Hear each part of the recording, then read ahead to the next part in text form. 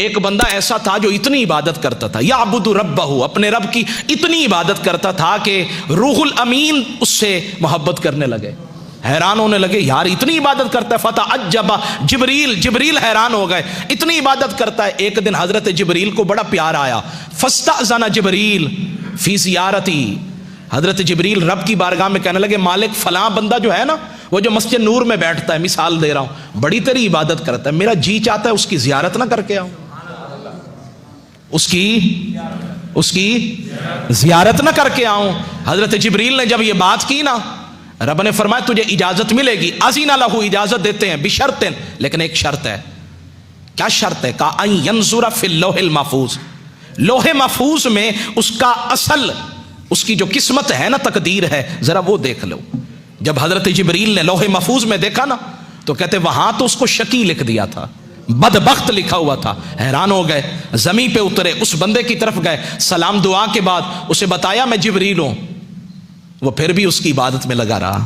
कुछ होते हैं जो हजरत खिजर के पीछे भागते हैं, और कुछ वो होते हैं, हजरत खिजर भी आ जाए ना, मैं बेअदबी नहीं कर रहा, वो कहते हैं जी खिजर आना तेरा आना मुबारक, लेकिन जिसकी इबादत मैं कर रहा हूं ना, मुझे किसी के लिए तवज्जो देने की जरूरत नहीं है। तो फरमाते बात खत्म हो गई। फरमाते हैं हजरत जिब्रील ने कहा तुझे अल्लाह ने बदबख्त लिखा है। वो पता क्या कहने लगा? अल्हम्दुलिल्लाह, नहीं सुबह ऊंची वाना सुभाना, हर हाल में राजी रहना, जैसे तू राजी वैसे मैं राजी। कहने लगा अल्हम्दुलिल्लाह, या अल्लाह तेरा बड़ा करम है, कम से कम लिखा तो है ना, बदबख्त लिखा तो है ना कुछ तो लिखा है। इधर लिखे फिर भी तेरी मर्जी है, इधर भी लिखे तेरी मर्जी है, कम से कम इतना तो दिलासा है कि तूने लिखा है। हजरत जिब्रील कहने लगे शायद के फजन्ना जिब्रील हो अन्नहु लम यस्मा कलामहु, वो कहने लगे शायद इसने मेरी बात को सुना नहीं है।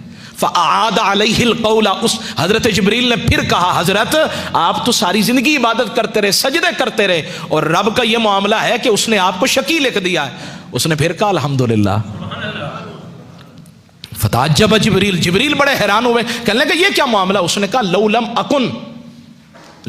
अकुन, अगर मैं इस काबिल नहीं तो इसमें मेरे रब का क्या कसूर है?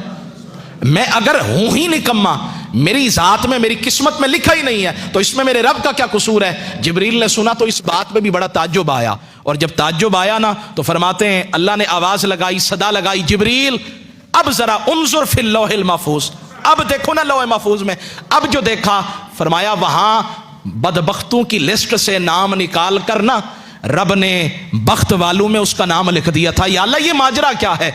फरमाया जो मेरी हर अदा पे राजी है, मेरे हर फरमान पे राजी है, तो फिर उसका नाम बदबख्तों में क्यों लिखूं, बख्त वालों में ना लिख दूं?